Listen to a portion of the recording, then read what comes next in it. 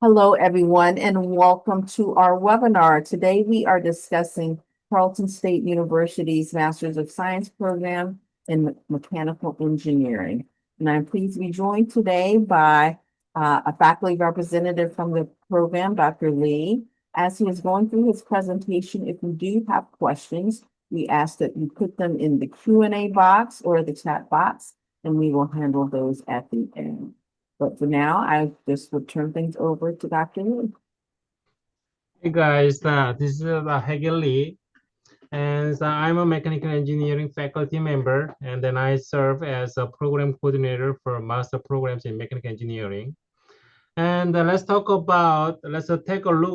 closer look at what mechanical engineers do. So as you saw these kind of figures and jobs, they are innovators. I mean, mechanical engineers are innovators who design and develop and build and test a wide range of mechanical engineering stuff and then thermal system applications. So mechanical engineering offers diverse career opportunities across industries such as automotive, aviation and energy sectors and robotics and the manufacturing areas. So many mechanical engineers in the field design and optimize machines and systems that drive innovation and efficiency in the modern technologies. So next slide, we are going to talk about what do mechanical engineers do. So let's look at the duties and then function of mechanical engineers first. So mechanical engineers design and develop mechanical system and transforming their ideas into real application and then creating a diverse range of products from tiny gears to complex robots. And then second, also mechanical engineers analyze and resolve mechanical problems by investigating issues and troubleshooting machines and identifying opportunities to enhance performance. Then another one is mechanical engineers supervise manufacturing and testing processes, ensuring that production meets the precise quality and safety standards systems. So lastly, mechanical engineers engage in research and development. So to explore the new technologies and enhance current problems to push the boundaries of engineering area. So we have reviewed 4 distinct categories within the field of mechanical engineering areas. And the next, let's talk about why the master degrees, this very important section or slide for you guys, why the master degrees in mechanical engineering is worth it. So there are a number of responsibilities and roles and it is worth considering the why obtaining master degrees is valuable. So most important, the key point is that the pursuing graduate education is can significantly improve earning potential. Individuals with a master's degree in mechanical engineering can considerably higher salaries with more than bachelor's degrees. So when you see according to the recent data, by 2025, mechanical engineers with a master's degree are expected to earn more than their bachelor's level salaries, engineers. So median annual wage in 2024 was $102,000, but 2025 averages are projected to reach around $122,000, highlighting the strong financial benefits of advanced education. The second, the pursuing the graduate degree can significantly enhance your career trajectory. As you know, many leadership positions and specialized roles and research opportunities either require or strongly prefer candidates with a master's degree.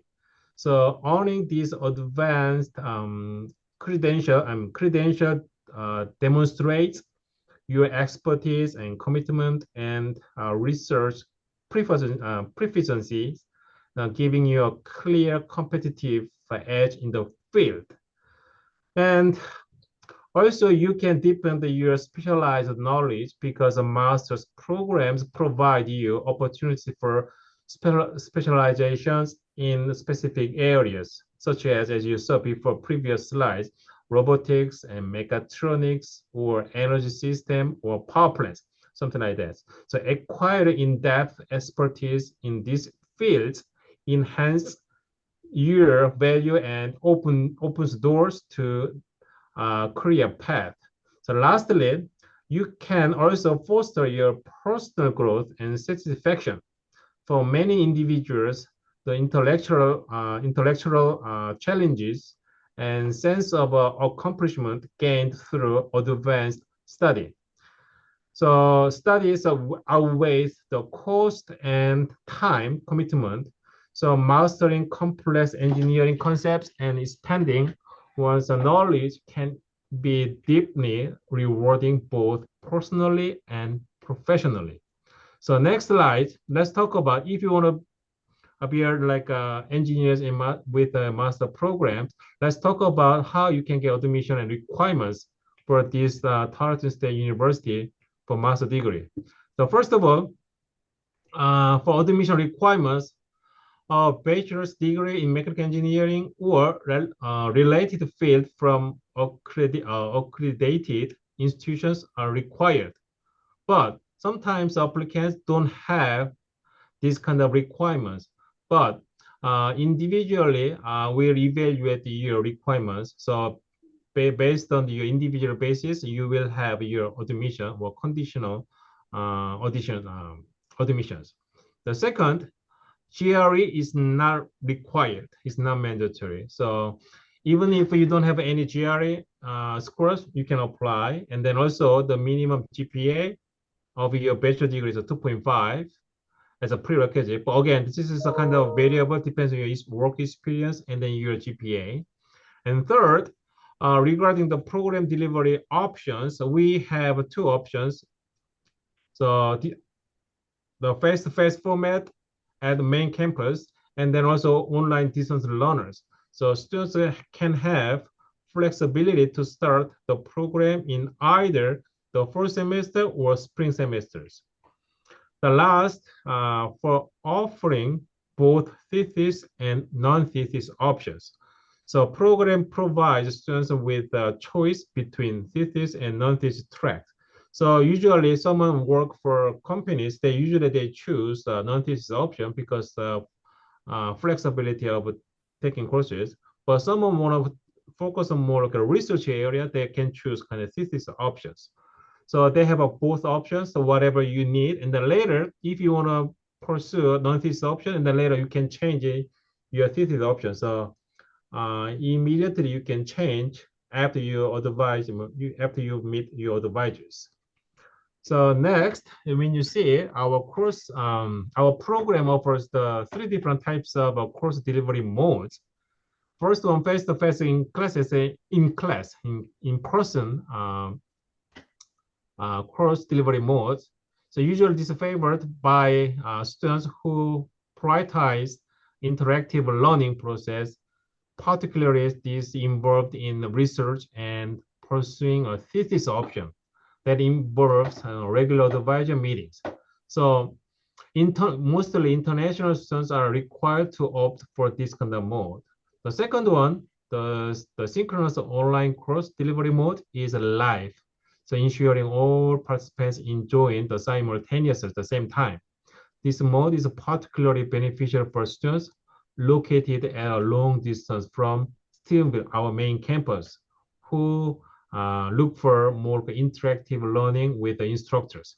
So this mode allows for real-time engagement and enable students to ask questions in real time and get feedback immediately in class. The last one is kind of nowadays someone work for a company, they take this kind of delivery mode. This is an asynchronous online course delivery mode. for more like a pre-recorded contents, and then later they can access kind of recorded data to study themselves. So this option is especially beneficial for students who are unable to attend classes with assigned time schedule, allowing them to engage in course through pre-recorded lectures. So this is depends on their schedules, and they can add their courses. Of course, they can take asynchronously and synchronously. Either is fine during lecture hours. So next,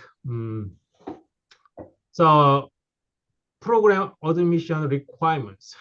So students are pursuing a master degree in mechanical engineering with a non-engineering degree are encouraged in leveling courses to bridge the gap their graduate studies and your circumstance. So this when you get these leveling courses, program committee members and program director me review each case individually, and then we consider general program requirements along with the specific criteria.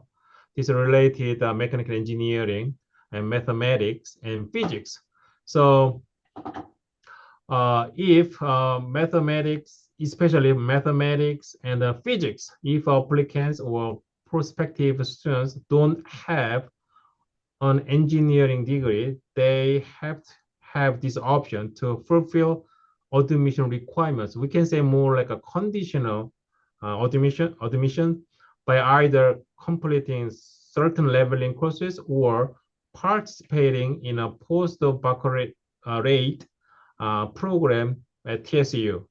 So some students that choose this to take a break between their undergraduate and then graduate programs using this time to enhance their graduate school applications. So you can choose either you can take these leveling courses from other institutes, or after you get conditional admissions, and then you can take these courses in our undergraduate programs. So when you see the math and physics requirement, you can see usually could you move the next slide? Yeah. So usually we request calculus 1 and 3. So because calculus 1, 2, 3 is more like a fun required math for mechanical engineering program. And then also to understand manufacturing and the more advanced courses, also you are required to complete differential equation and probability and then physics, right? So that is kind of our leveling courses, and then depends on individually, they will be reviewed by our committee members and coordinators. So even if you don't complete this one, please email us, and then we can review your individual basis, okay?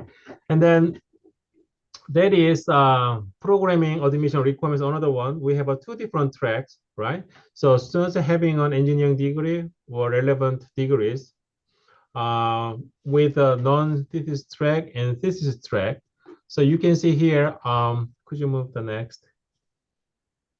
So they have two different tracks. So non-thesis only coursework. So students should take 11 courses to graduate.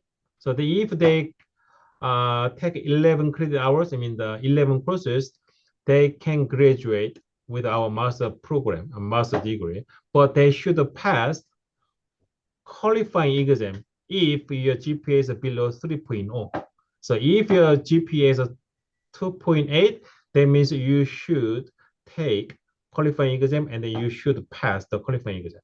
If you choose thesis option, that means there are 8 engineering courses, and then there are 2 research courses for 6 credit hours for 1 year. So that means these students prepare for their thesis to graduate. So same as if someone chooses this thesis track, their GPAs are below 3.0, they should take a qualifying exam, and then they should pass. If they don't pass, they have to retake it, and they keep failing, that means they can't graduate on time. So there might be trouble, but in general, you're fine. So no problems. And then this one, when we see it, we have a semester plans for non-thesis and thesis track. So actually, the first semester, second semester, you can see it, our kind of courses. But in general, each semester depends on your circumstances. We recommend the students to take 3 courses as a full-time student. But sometimes the students take 2 courses, or sometimes students can take 5. So from 1 to 5, take whatever your available time, you can take minimum 1, maximum 5. So that means 3 credit hours to 15 credit hours. And then also, first semester and second semester, you can see the advanced solid mechanics and optimization engineering in each semester. We offer depends on your schedule. So if you didn't take, somehow you miss a class, we next following semester we offer your course need to take, and then we make that you guys the graduate on time. So this is a non-teacher track, and the next slide, third semester, first semester, actually I put all of these our available coursework in this semester, a semester's plan. I mean, I'm sorry, not a semester, 4 semester plan, because I'm talking about undergraduate. So 4 semester plan, and then if you choose a non-thesis track, you should complete 11 courses for 33 credit hours. But thesis option, next slide is for thesis option. You should complete 8 courses for coursework, and then you should complete 6 courses, 6 credits for research to graduate. So first semester, second semester, it's same as non-track schedule. This is very flexible. So we don't follow this schedule. So it depends on our students' schedules and time conflicts. We reschedule for your convenience. So first semester, second semester, and third and fourth, and then you can take 8 courses for 24 credit hours and 6 credit hours for your research purpose. Okay, so total 33 credit hours to graduate from our program. So that is we have 2 different types of tracks. And next slide is for more like your opportunity. If you get admissions and then you join our program in person, and then also you can have some your graduate assistantships opportunities, something you can see here, job profile. So as a graduate assistant for non-teaching. So this year I'm hiring 2 non-teaching graduate students for my research areas. I will introduce my research areas too. So if you apply our programs, and then if you like my research areas, and then also you can apply non-teaching graduate students. So you will get paid monthly, this kind of pay for 9 months or 12 months, depends on your availability. So also we have a GLA position like a graduate laboratory assistant 1 and 2, depends on your work experience years. You will get paid, but it looks like the pay rate is the same, but depends on this kind of level, assistant 1 and 2.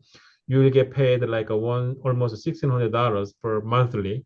And this position will teach more labs for undergraduate section, lab section. So GLA will teach in general 3 sections of labs. So that means more like less than 6 hours per week.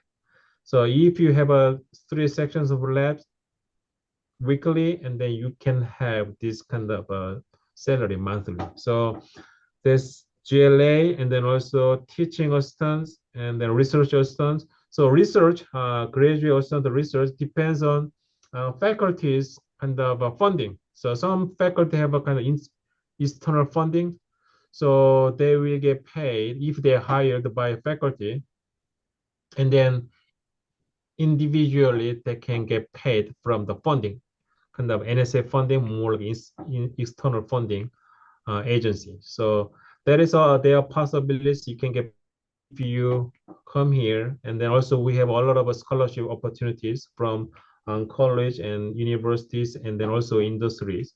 So you can apply many different positions. Okay. And then next, the last one, we have compared the last year, we have a more faculty lines here, more faculty members hired. So the Dr. Su, he's our in mechanical engineering faculty members, and then he is an associate dean now. Currently, he's associate dean, and then his research area is more like a thermal fluid areas, and then CFD, heat transfer, biotransport areas. So if you guys are interested more like thermal fluid and heat transfer and CFD, you can contact Dr. Su. And then Dr. Cesar is currently he's a department head in mechanical engineering, and then he's very famous kind of researchers in the world. And then his research area is more like a dynamic system, including vibrations and controls and stabilities and the non-linear dynamic system. So when you see his resume, he's very um, wide range of different research areas. Also, if you want to work with him, please contact him. And the name is you need to access our website to find his kind of email address. And then Dr. Lee is me. And then my research area is more of renewable energy. And then the design of engines or industrial power plant. So if you're interested in more like energy areas and the design of manufacturing sites, size and engines, please let me know, and then probably you might have a high chance to get hired for research positions.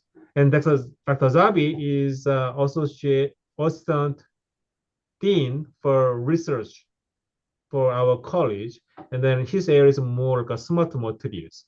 Okay, and then Dr. Du is assistant professor in our department, and then his research area is more like a biomass and waste, water treatment, more like environmental engineering guys to do research.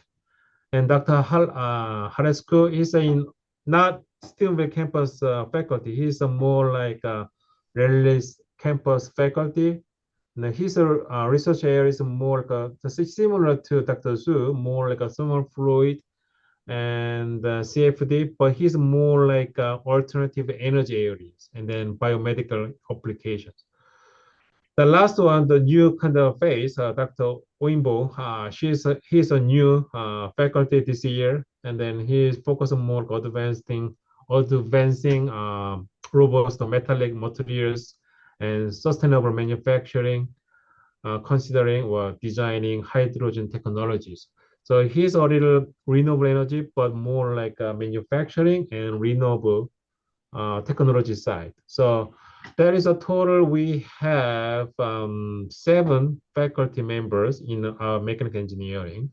And then also we have more instructors in other campuses, but mostly this kind of 7 faculties more like a research faculty. So if you need more information about them, please access our website. I think I can't share. But if you access our webpage, you can see more details about their research areas and then their availabilities. Okay, so if you have a chance, please access our website, I mean the mechanical engineering website or college website, and then you can see more opportunity to see. All right, so that is our faculty lines, and that is what I prepared today for you guys. And okay, these photos, I added some photos. That is kind of our undergraduate engineering activities. We can see the top, the next the questions, the kind of our airplanes from SA chapter, aero design team. So this year, they won first place internationally. So they award the first place, and then probably you heard of many kind of famous kind of university like A&M or Baylor, something around in Texas. We beat them. So I think currently we are the top. All right. So aerospace engineering side. Also, we have a minor in aerospace engineering. And then below the questions, so we have a buggy team, like automotive engineering side kind of a project. So last year we attended the first design competition, and then significant we have a great kind of achievement from this competition. So we passed all of these technical inspections and engineering presentations, and then number of different testing. So finally, our ranking was 55 out of 100 at the first kind of design competition. So I hope next year it'll be better. And then if you're interested in automotive engineering side or aerospace engineering side, you can join. So you can see aerospace and then buggy, automotive, and then below the buggy, rocket team. So they work with a NASA team every year, and then they attend this rocketry kind of design competition somewhere in America. So we have a rocket team, and also we have some decent kind of senior capstone project, and then also we have a kind of a sizing the field trips to visit nuclear power plants. You can see the middle of these kind of photos. There's nuclear power plants around our areas. And then also the bottom one presentation that kind of photos to, I think they is presenting their satellite kind of design competition. So also we have a satellite team is kind of related more like electric engineering, computer science to control satellite.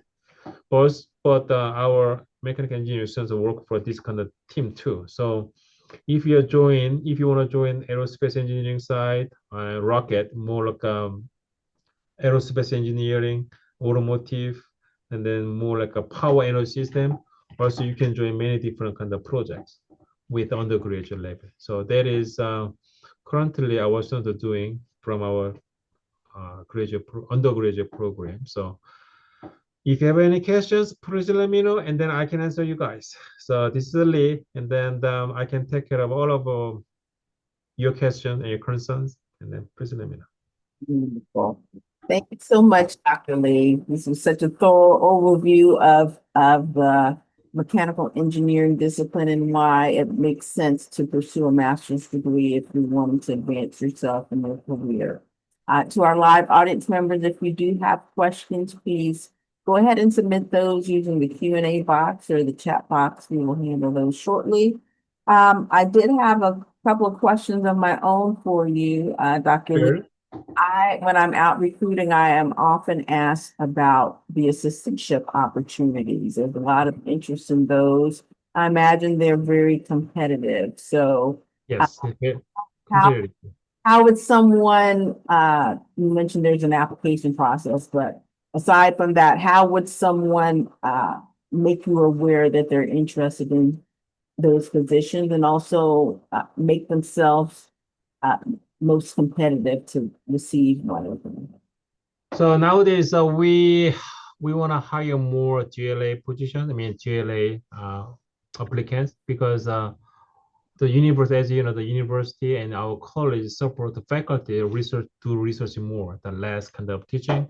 So that means, the other hand, more graduate students have more teaching opportunities, right? So first of all, you guys, if you're interested in this kind of GLA or non-teaching graduate positions, please contact first me, and then I want to see your resume first, and then I need to justify you're qualified or you're not qualified. But in general, if you are interested, and then if you get admission, you're qualified. All right. So if you get admission, you're qualified. And second, competitive of this position, which is very competitive because depends on the applicants. But nowadays we have some visa issues. So many international students, especially for international students, they express they're interested, but somehow they're in the USA. That means you can't take this position. So that is kind of a common mistake. I can't guarantee you this position if you're not in the USA, because even if you're interested and then you're qualified, and then we approve you, but if you're not here, then you can't take this position. So always, if you're in USA, and then we offer the position.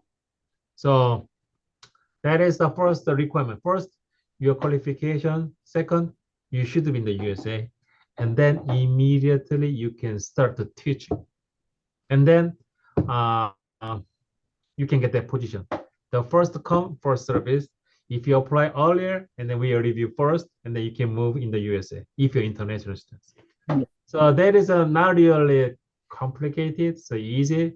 But nowadays I see these prop visa issues. So our concern is kind of your visas, Yeah. visa status.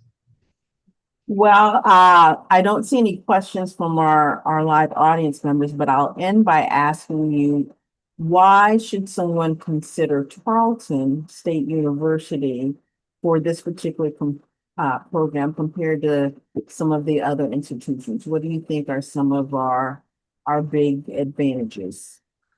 That's a good point too, because our alumni means after our student graduate, they apply some major or big university that are such as like a Texas A&M, UTA, UT Dallas, UTD, or like a UT Austin. And later, some of them that come back, I asked them why you came back again, and then they said, first of all, their schedule is very strict. First of all, schedule is not flexible. So strict is strict, and then their standard is very high. It's good. High standard expectation is good, but sometimes for students who work in industry, it's not really good circumstances. It's not really always good. Someone do research for their future career path or research purpose. They should be strict to do their research because a major university focus on more research, but our program focus on both, more like a flexible schedule to accommodate our graduate students. And then also, relatively, our program is a smaller group. So that means in class, if you join our class, we are very, we discuss a lot in class and then share your ideas and other graduate students' ideas, and then move on the next step. So that means that you don't be behind compared to others. So you're involved, and then our schedule is very flexible. Even if you miss the class, you can take the course from our recordings because our instructor will provide our recordings from last week or this week. Even though you're on business trip, we can provide another time for your recordings, or we can change our exams. So most important, flexibility. Second of all, very friendly, right? To make you complete your master degrees. That is, I think, most kind of a strength of our programs. So much, very good. Well, with that, I think we can end our webinar. I'm not seeing any additional questions from the audience members, but I do want to remind you that a recording of this presentation will be available to review on demand in the College of Graduate Studies YouTube channel. So please feel free to go back and rewatch as needed. And if you know of others who could benefit from this graduate program, we hope that you will share the recording with them as well. And so I thank you for your time. I thank you for your time. And I All right.